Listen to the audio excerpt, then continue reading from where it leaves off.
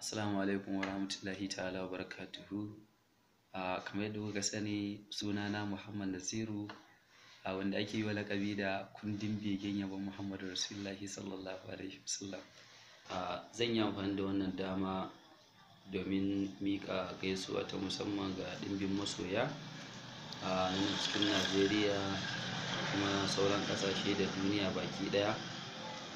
Sannan kuma zan yi jawabi dangane da abin da ya shafi ainihin YouTube channel ɗinmu mai suna Taskar Faira, wanda muke kawo muku cikakkun waƙoƙi, musamman waƙoƙi na da suka danganci audio sannan kuma har da bidiyo.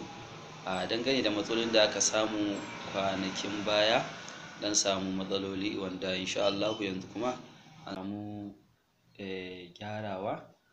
Yanzu insha Allah daga ranar 27 ga wannan wata na 11 insha Allah za mu ci gaba da program kamar yadda aka saba a baya. Sannan kuma bayan haka kuma akwai tsarurrukan program da aka kawo wanda da ba ma yi. Insha Allah duk za ku gani a wannan YouTube channel. Insha Allah za a ci gaba da uploading ɗin abubuwa, musamman abin da ya shafi harka na faira, sannan kuma da sauran cikakkun waƙoƙi na. Sannan bayan haka ina tallata muku sabon album ɗina mai suna Muradi, da zai fito muku a ƙarƙashin wannan YouTube channel mai suna Taskar Faira TV, wanda za mu sake shi a ranar 1 ga watan 12 insha Allah na wannan shekara na 2021.